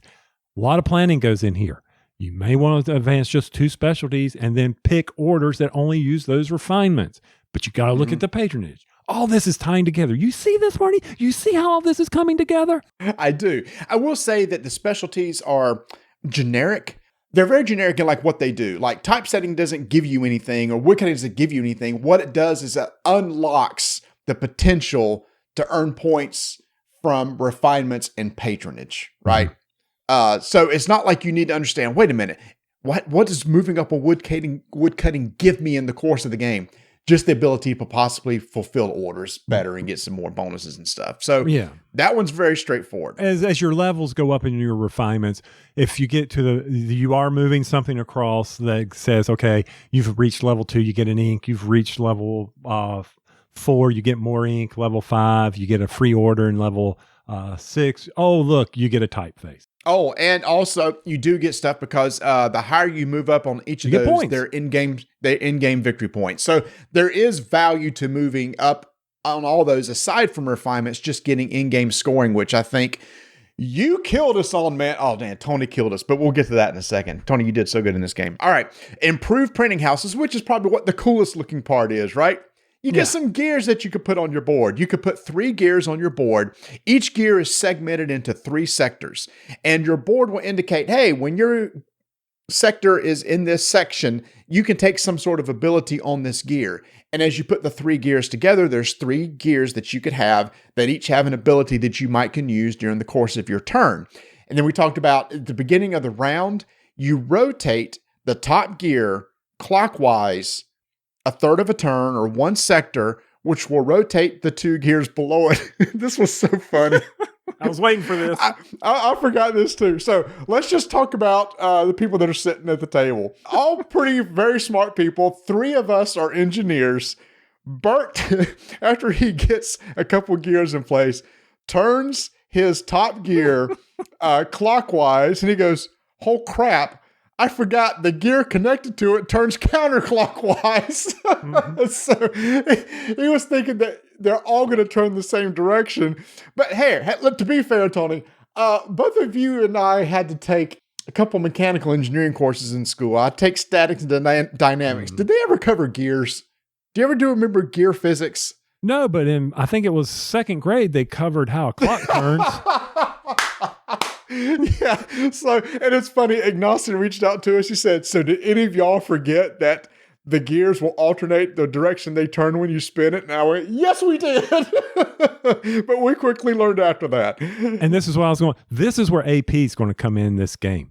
Yeah. When you take a gear and you're sitting there, okay, it's going to spin, because you got to fill the gears top to bottom. You're improving your printing house with these gears. So you're sitting there thinking, okay, it's going to turn which way, this way. Okay, when I turn this, because one of these gears, and you and I both had them, was one that you get victory, you gain fame based on the round number. So you're sitting there calculating, you're all like looking at me like, what are you doing? I'm saying, hold on, I'm counting through how many times this gear is going to turn to make sure that it appears in round 6 so I get the most victory points for it. Mm. So this is where AP will set in for some people, okay, myself included.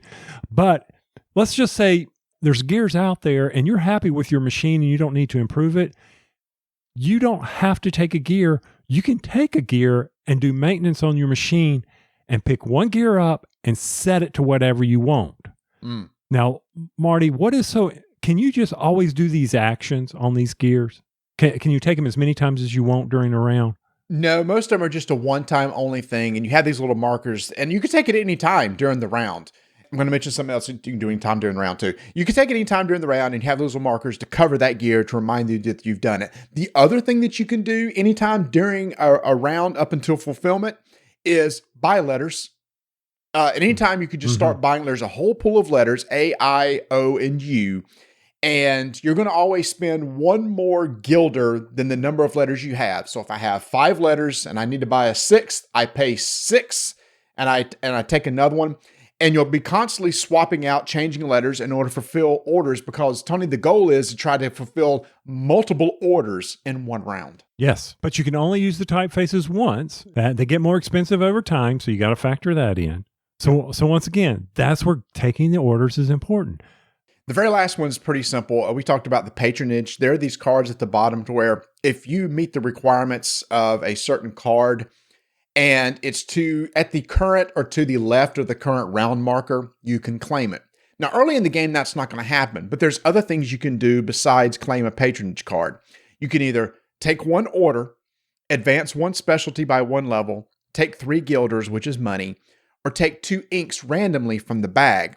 But the kicker here, Tony, is the reason why you want to be first is, let's say I'm first and I take an order. I put one of my color cubes on the take an order slot on that section of the board. And if you're second, that means that option's not available to you. So once an action is taken in the patronage action from somebody else, nobody else can take it. Just plan accordingly. When you fill out the patronage and you're able to claim the special orders, it's about your specialties or turning in inks, which we almost screwed up. So you got to turn in ink. So that's one of those in-game scorings. You get 8 points at the end. So the more you take, the better off you are. And definitely in the last round, everybody is fighting for those cards because they don't go off the board. If someone doesn't take them in round 3 or round 4, it's not like they get wiped. They can be claimed later. But guess what? People are already claiming them because they've built it up and they've planned ahead. I never felt like at any time I was being punished for not doing something, or I never had the chance, Marty, in this game. Yep. So orders, simple. You fulfill your orders. You use typeface to set the books. You determine if you've met the refinements. Get your money, get your fame, all your other rewards from doing this. You may not fulfill an order and reset those typeface. You got to go clean them off so they can't print another book right away. So you can only use A and I in this order, and you can't take it and use it for another order. So you have to plan accordingly. So having like 4 orders with a whole bunch of A's is not a good strategy. That's a bad strategy.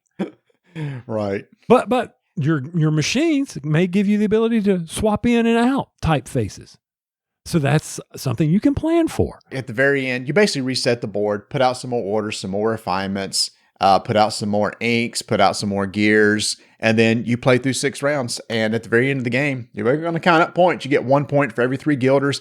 We didn't mention there are characters that you can play, and we did play this, Tony, and I really like this, which everybody has special abilities, which all of us took advantage of, and the special abilities are really, really good in this game. I do recommend playing with the special abilities because it will make them feel different every time that you play. Yeah, this is not one of those, if this is your first game, don't use them. No, this is your first game, use them. They're not, and they're not like they're mind-numbing capabilities. I mean, swap some specialties here and there, or mine were set them at the first. You had the ability to declare this ink wild, which makes no sense to me, but okay, fine, whatever. Yeah, well, it didn't matter because once this game was over, Tony, you did amazing in this game. You blew us away, dude. Blind squirrel can find an acorn every once in a while, man. I'm just telling you. I think it came down to the orders that gave, looking for the refinements, getting the refinements so I could get the victory points. I got 10 points one time for my gears lining up for the round. I had 2 gears that would do that. Mm-hmm. You'll figure out your strategy as you're going through the game. I just got lucky. I'm serious. Blind squirrel, man. Blind squirrel. So what do you think about this game overall, man? This is one of those games, Mark mentioned it, that it reminded him of Fresco. Ah, yeah. And my family loves Fresco. I really enjoyed this from the standpoint of just how simple it was. I don't see a lot of AP in this game other than dealing with your gears. The only time I felt AP is during the planning phase. Some of those planning phases took a while, right? Yeah. As you get towards the end of the game, you kind of start filling out your strategy. You look at the board and go, man, I really need that gear, or I need that patronage, or shoot, I really need that color ink because there's not many on the board. That got kind of stressful. I do like that tension. I do love that tension of when everybody pulls their shields so that you can see where you get to go in the turn order for each action. And we made a joke as we were discussing. I said, okay, this is how long it's going to take us to play. 20 minutes the first round, 15 minutes each round after that. And we pretty much hit that. Yeah. We were on mark on our times, and it wasn't the resolution. It was a lot of our time took into planning. How do I want to do this? Who's going to do what? And what do I need to do to make sure I gain what I need to complete orders? I also never felt the stress of having to complete an order every round. Which is weird because I felt like I had to in order to gain victory point. To me, I did. Early on, sure, that was tough. I mean, you didn't have enough money or enough letters in order probably to do more than one order. And I always felt I hated too going into a round without any orders because it's like, crap, then I definitely got to put some cubes towards the initiative to get my first choice of orders so I could try to fulfill one order. Again, with a good Euro, there's a lot of way to score points. It's just coming up with your strategy of what's the best way. But to me, what makes this game stand out by far is the whole planning section, that whole initiative, and the resolution of how those actions resolve. The resolution of how those actions resolve. That's really good. But hey, we get it on a t-shirt, man. And then of course there is a single player game that you can discover on your own where the more points you score, the better you can become a guild master. Yeah. And how long did it take us? I mean, a little over 90 minutes? Yeah, about 90 minutes. That was teach, learn, roll it out. Everybody had watched video. Well, almost everybody had watched the video. See, that's the beauty of this. You don't have to. Somebody asked me how good is the rule book. I think This was a good rule book, don't you? Excellent. I never had an issue where I had to look up something and it wasn't easily found. I read through it once and pretty much understood it. Yeah, I think probably, and this is the thing with all rules, and I will complain about this until you and I stop doing this. When there are key facts or key things you need to do, don't bury them in a paragraph. Stop that. Do you have an example? Like I'm looking it up now as far as the patronage section. A patronage card may only be taken if it is a space below or to the left. If a player uses ink to take the patronage cards, the player must be put the identical. We used bullets at the beginning. Why did we suddenly become a long-winding paragraph? He's referencing the sentence that says, if a player uses ink to take patronage, the player must put the ink back into the bag, similar for filling an order. We did miss that sentence. But we missed it, but Mark remembered it. And yes. so we all had to deal with it. And you were like, I don't know if I did that last time.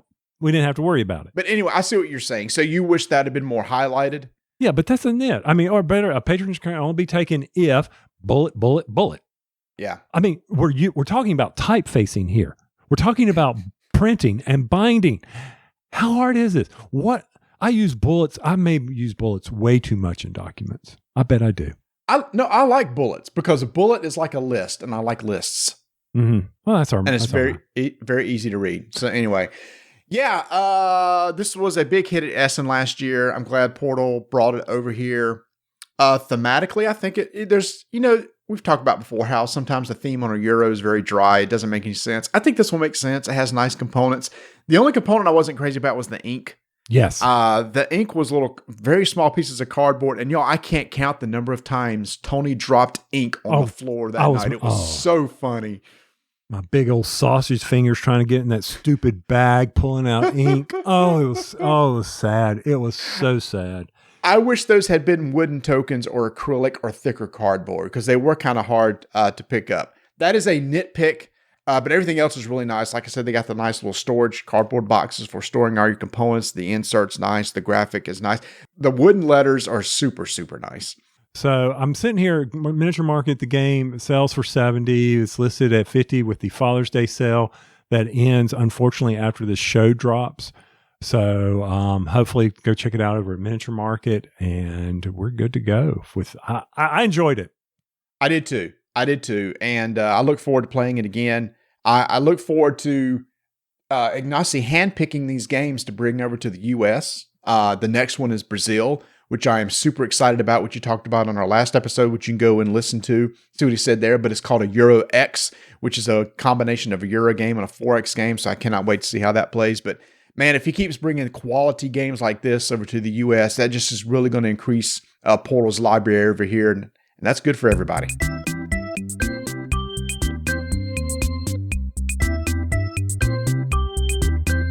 Well, if you headed over to miniaturemarket.com and Gutenberg was sold out, you can go over to portalgamesus.com and order it up. That's right. You heard us talk about it on the show. You heard our review of it. You heard whether we liked it or we didn't, what we would have changed or what we didn't like. One of the things that I really liked is it was 60 to 120 minutes. Hey, and I love stunning components. And according to Ignacy, this game's got it. So be sure to head over to portalgamesus.com and check out Gutenberg. If you need to pick it up there, check out some of their apps. You've got some of their classics, Robinson, Detective, 51st Day, Batman, Everybody Lies. One of the detective games that I really enjoyed playing. Be sure to check it out over at portalgamesus.com. Tony, you and I love two-player card games. And there's two that we got recently that we wanted to kind of talk about, compare, contrast. One of those is actually Radlands, which won the Golden Geek for the best two-player board game from last year. Now, this is a game from Roxley Games, and the designer is Daniel Pichnik.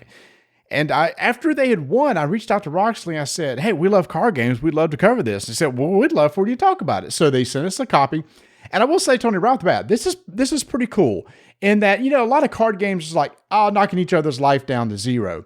But in this one, each of you have 3 camps that's in your tableau or your playing area that you're trying to protect. And you could do that by playing units in front of those camps, up to 2 units per camp to protect it. Because when somebody attacks, they must get through those units before they can do any damage to the camp. the goal of the game is to knock out 2 of your opponent's camps and then they win the game. So I like the concept of that. I've always liked, zone warfare or like area, kind of like in, I don't know, like Warcry or even Netrunner. It's almost like you've got these servers back there and you're trying to protect them with ice. Here you've got camps and you're trying to protect them with units. That's exactly what I thought about when we first started. When you started explaining this game to me was Netrunner or Warcry, where you had the 2 layers. And I was like, okay, is this going to be one of those where it's a constant beatdown of trying to get through those individuals, trying to, how is this going to take forever for us to play? No, because there are some cards that can bypass it. And I think one of the very unique, I always say unique too much, one of the interesting concepts is that you may have a card in your hand and you discard it to get that, I don't want to call it resource, but you get that result from it. Yeah, so each card has like a junk ability where on your turn you can discard a card and activate it. Maybe it's restore a card, draw a card, maybe just deal instant damage. And because you're playing from a shared deck, so you don't build your own deck. You come in, you just you draw a card at the beginning of your turn. And Tony also liked the resource management. Yeah, so at the start of your turn, you draw a card, and then you're going to collect 3 water discs. The water discs are basically your resources that you use to put cards into play. There's event cards that you can play. Oh, this is really cool. The event card, right? I like the off to the side, you have this event queue that when you put a card in play, it can either have a value of 1, 2, or 3. And the further it is down in the queue, it takes a couple turns for it to resolve, because at the beginning of the turn, you're going to shift all your event cards up 1. Once it gets to the top, it actually pops. I like that because if you play something, I can kind of predict and see that it's coming, et cetera, like that. So there's the event queue that's really cool. Plus, or you just pay to put units into play that may have special abilities. But it all comes from this limited resource, this limited water resource, which you only get 3 of. But you can maybe junk cards to get an additional water. You can get the water silo into your hand that in the future you can discard for an extra water. So there are some clever ways to get more than 3 water at your turn, but you can't carry it over. Anything you don't use, you lose. The only issue I had when we were playing this was I was getting frustrated with some of the verbiage, because I couldn't get out of my head, Marty, that I always felt like you had to go through those forces, that you couldn't bypass them. No. And once I got over that, I was okay. I was actually getting kind of grumpy with this game. I'm like, how can he do this? This makes no sense to me. I don't understand why it is that his card can bypass my defenses. What was the whole purpose of me building up these defenses? But it took a special ability to do that. It comes down once again to mechanics. What are the mechanics that you're having to work for? What's the best defense? Obviously it's the best. What's the best defense? Is a good offense, or is it the best off? Anyway, Radlands. I look forward to playing it. This is another one of those, like we talked about with Orlog, where we put it on the table and we're done in a matter of, minutes, especially the way I play games. Yeah, I also like it too that you don't have to track damage. So if you damage a unit, you rotate it 90 degrees. If it takes another damage, it's gone. Or if you use its ability, you rotate it 90 degrees, which then leaves you, in the player's next turn, all it takes is 1 hit to get rid of it. There are punk cards that you can put into play, which basically are like just basically cannon fodder. They take 1 damage, they're automatically gone. So over the course of the game, you're trying to make sure you protect your camps to the best of your ability. Your camps may have special abilities because there's a bunch of different camps that you could possibly put into play. So there's a lot of synergy you can create between your camps and between your units. Again, you're all pulling from the same deck, but those limited resources that you have is what makes it so constraining. It's like, man, what's the best thing to do this turn? How can I get the most out of this turn? And to make sure to protect my camps as best as possible. Meanwhile, trying to chip through your opponent's defenses and take out 2 of them. I mean, I could see why this was such a hit because there's a lot of variability in the game. Big stack of cards you can play. A lot of different unit camps that you can put into play. There have all these different events that you can use to queue up and use. You could build some sweet combos and everything. And again, it's not just a simple knock your opponent's life down to 0. So I think to like Star Wars, Hero Realms, those kind of games, right? So here's another one along those genre, but here you really got to manage the resources. It's not just play cards. oh, good gosh, I got Assassin's Creed on my mind here, versus Ascension. Once again, not trying to knock out a opponent, but you've got to be able to manage that resource. And that's what separates that from all these other 2-player type of games, that being a deck builder, but that you need to be able to manage those resources. And I think that's where you win and lose the game. When do you junk a card? When do you go after somebody? Do I hold on to it? Because if I junk this card, I get special, but I lose out on this other ability. Hard choices. Speaking of resources, the other game to compare it against, Editor Marty here. Before this next segment even gets started, I need to make a correction before somebody claims $5. For this entire review, I said a word incorrectly. I said Sakura. It's pronounced Sakura, and there was just too many Sakuras to fix. So whenever you hear Sakura, think Sakura. Is from Level 99 Games. They just recently got the rights to Sakura Arms, which came out years ago from AEG. It's a Japanese game, and it basically has a bunch of different really cool manga style art on the cards. You're playing as goddesses.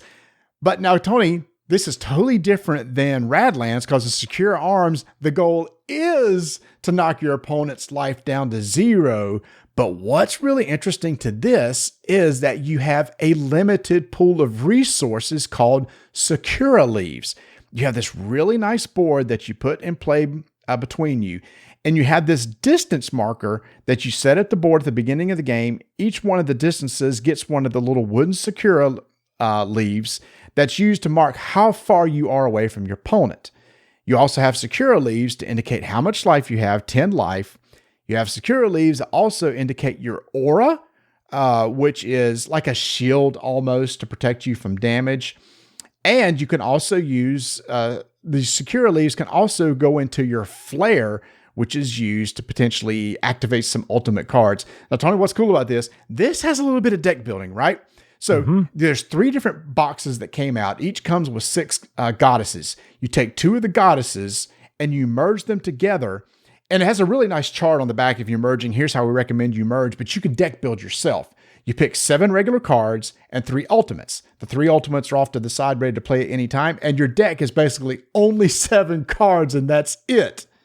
Again, you're going to use these cards for maybe attacks or events in order to get to your opponent. But what I love, Tony, is the different type of actions you can take on your turn. And when you take an action, you have to discard a card to take an action or spend vigor. At the beginning of your turn, you gain 1 vigor. You can have up to 2. So anytime you do anything, discard a card or spend a vigor. But some of the things you can do is decrease your distance. This is what I think is really cool. You remove one of those Sakura leaves from the distance trail or the distance track and move it to your aura. So that's how you charge your aura. Or you can focus. If you want to get some Sakura leaves into your flare section, which is used to activate your ultimates, move a Sakura leaf from your aura over to your flare. Anytime you take damage in your aura, you're going to move Sakura leaves to your flare. Anytime you take damage to your life, it's going to move to what's called the shadow. But the thing is, it's a fixed number of leaves in play every single game. So for me, this game is about the distance. And wanting to pull those resources so that I can maintain that distance, or I need to bring you closer and then I need to retreat. Meanwhile, you might have a deck that's out about getting in my face and smashing me. And I need to be very careful with that. I like how I'm sitting there with these leaves, trying to move them and manipulate them and determine what I want to do with them, because I've got a shield I need to maintain. I need to maintain the ability to retreat. All that limited pool is very important, and it doesn't replenish. So I have to resource management. It really comes down to resource management and the variability with all the cards and being able to do the decks. Hey, I may play with the 2 same goddesses, but I swap who has what in it, right? Yep. You told me, go pick these cards, go pick that. The goddess I played, I needed to chain abilities. Okay, that sounds pretty cool, pretty easy. Well, I need to make sure they're in the right area. This game is another fast-playing game. Get it set up. Let's get it. Let's go. And to be honest with you, I didn't feel like I had a lot of text to understand and read. You know how sometimes we'll get in these card games and they'll start using these terms, and I'm just like, really? Why can't you just say discard deck? Why can't you just say draw pile? Mm-hmm. So I was very happy with that.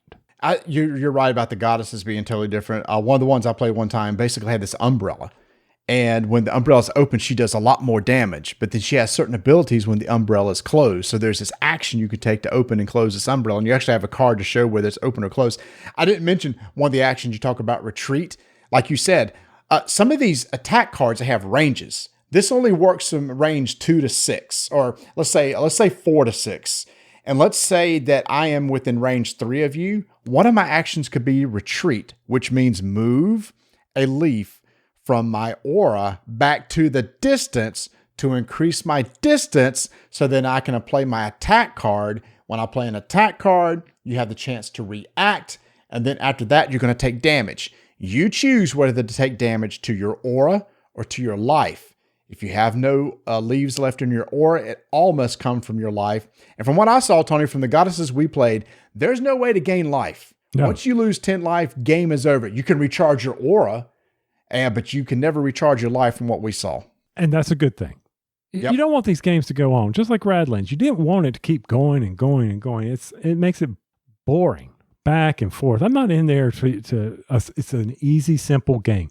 Don't make it lay on the table forever. Let's play it and let's go.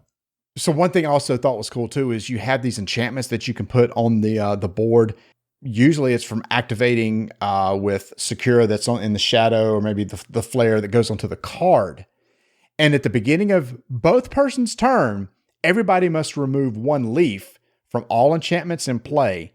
And when all the leaves are off an enchantment, it goes away, so you don't get an ability. But like I remember I said there's only 7 cards in the deck? At the beginning of your turn, you need to be able to draw 2 cards. If there's no more cards in your deck, you have to reshuffle and create a new draw pile. For every card you draw after reshuffle, you take 1 damage. But if you feel like, oh crap, I need to reshuffle because I'm going to have to draw 2 cards. I don't want to take 2 damage. Or there's a really sweet card in your discard pile. You could take 1 damage to then reshuffle and then draw. So Tony, the game is built on a timer. Every time you have to reshuffle your deck, you will take a damage, which I also like that internal clock too. Which is going to take us back to where I talked about the Hitler's Reich game. Mm-hmm. Reshuffling is the timer. A mechanism you like. I like that mechanism as well. I'm not having to track it. Oh, when do we advance here? This is how we advance. This is a countdown mechanism. Yes, enjoy that. The one thing I was thinking about with this game was I'm thinking, if you don't have the resource in the right area, you can really mess up. So you really have to be planning ahead based on what that other player's got out there. Where is he in resources? And I like that balance. You can mess yourself up. Yeah, well, it's also like, too, that you have a little bit of control. If you want to charge up some flair to get ultimate, you can always take a focus action. You can control your distance. But remember, for every action you take, you either have to discard a card, and I remind you, there's only 7 cards in the deck, or spend a vigor. So you don't want to discard a lot of cards to take actions, because that just means you'll have to reshuffle sooner and take a damage. You know what? For me, Tony, personally, between the two, I think I prefer Sakura Arms. The art's amazing. I love the anime style art. I love being able to create my own combo decks. The limited resources, the closed resources, basically, of the Sakura leaves and how they shift around and are used for shields or distance or life or activating cards. I like that. And the very small deck that creates the built-in timer that deals you damage over time.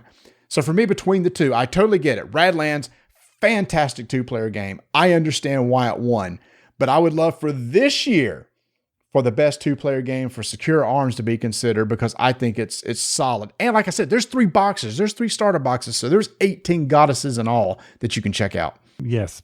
Enjoyed this as much. I would rather play this over Radlands. Not like you, not saying that Radlands is a terrible game. It was just something about the countdown mechanism, the constant pressure that I felt of playing this game and being it saying, man, I've really got to do a good job here or I'm doomed. So that is Radlands from Roxley Games, Golden Geek winner, well-deserved, totally different style of game to where you're trying to protect camps. And then there's Sakura Arms with this closed economy, limited number of resources that are used in various different ways, but you're just trying to knock each other's life down to zero. Both have different themes. One's a post-apocalyptic with some really cool post-apocalyptic art, and you've got the more manga style, or some people say anime style, but you know what I mean, the very colorful Japanese art, which I think looks really good, a theme over there. So both solid games.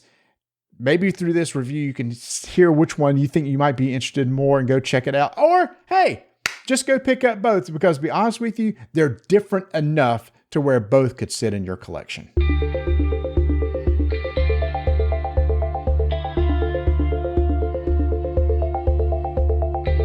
Back in our Ultra Pro spot, we mentioned a bunch of cool things are coming out for the Commander that you can get over in Ultra Pro, but it's like, wait a minute. I need to use those storage facilities for something. What should it be? Well, maybe it's the brand new Magic the Gathering Commander Legions Battle for Baldur's Gate Commander decks. That's a long word. Tony, I've been excited about these. I love the Baldur's Gate theme. The 4 Commander decks are now out, and it's a brand new arrival on Miniature Market. Actually, you can get, Tony, all 4 of them for $150, which is a good price when you divide by 4. It's a little bit cheaper than what you'll find at MSRP. The thing is though, Tony, of those 4, I have no idea which ones I'd want to play. I know you don't like Commander. I totally get that. You get frustrated with it. But some of these are really some real cool mechanics, and I'm not the one that's just going to sit there and build decks. I'd rather just take these pre-cons, sit with friends every month or so, and just play it and enjoy it. So, yes, if you're looking for Magic the Gathering products, Miniature Market has it, but not only that, so many other things, and there's new things coming out every week. Make sure to check back every single day because I'll have new arrivals listed on the front page.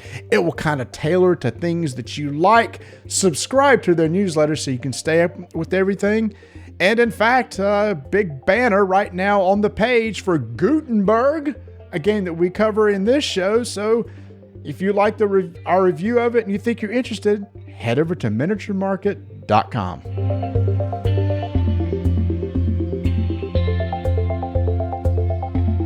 It would not be a Rolling Dice and Taking Names podcast if we didn't go somewhere in the video game arena. Now, Marty, I have not been watching a lot. I know there's supposedly some PlayStation announcements coming out. And that already happened. Did I miss anything? No. Oh, well, here's the thing. It depends.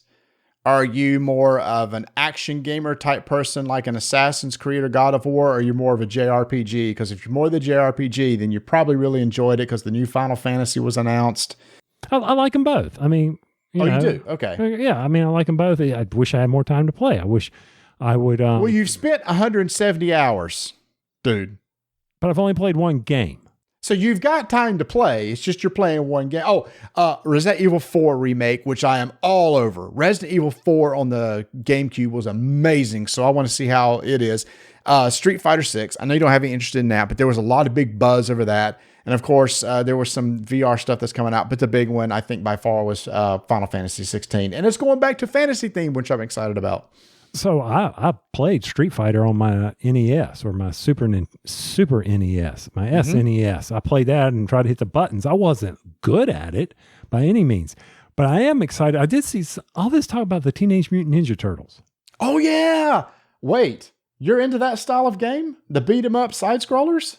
No, but I love the Teenage Mutant Ninja Turtles. Ah, well, then you got to pick it up. So is it Shredder's Revenge or something like that? Shredder's Revenge. I do know one that went on sale. So I need to not go on YouTube and watch the things that are on sale because the Hot Wheels racing game is on sale for the Nintendo. And I heard it was good. Yeah. $30, design my own Hot Wheels track. You want to talk about take me back. That is really cool. Let's see what else. Summerfest was also last week. I think probably the big thing that people probably get into, they showed a trailer for Diablo 4. Mm. The Blizzard now isn't the Blizzard of old, so it looks cool, but I need to see more about it. I mean, typically I would be an insta-buy for me, Diablo 4, and it probably still will be, but I'm curious to see what they're doing with that. But there wasn't much other than that on that I was interested in. Still no Nintendo Direct. I've heard of rumor the end of June, so we'll see. But that's kind of the next one I'm waiting on. I'm just watching all the Nintendo sales that keep popping up. There was something, I saw Suzanne tweeted out something about a Dicey Dungeon that's on sale for the Switch. That's fun. Dicey Dungeon's good. I've got it. Okay, so I need to, it's not like I don't have my $5 Nintendo $10 gift card that I keep buying every week or every month. So I need to, I will get that one played. I need to get back to the Switch and play a lot of those games that I have on there. Dicey Dungeon is basically like a roguelike. Yeah, it's cool, dude. It's one of those that you'll sit there and play and just enjoy. It's worth doing. I think it's one of the sad things is the reason why I don't want to sit there and look like an old man with my readers. You know, I got to get over that. I shared a picture on the Discord channel of I got new monitors at work. I put in a request for new 27-inch monitors, and the reason for the justification was eye strain. I'm like, oh, this is so embarrassing.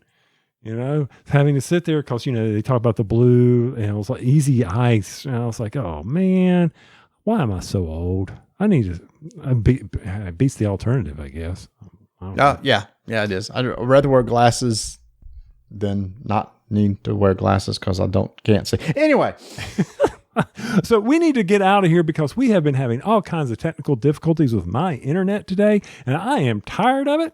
We are going to keep rolling dice and taking names.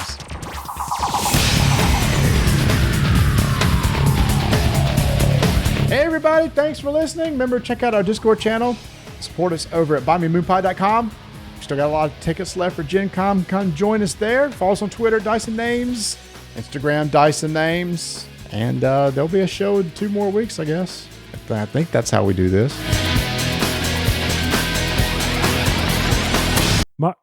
I'm going to lose my I'm going on my phone. Okay? This is why I wish we could record face to face.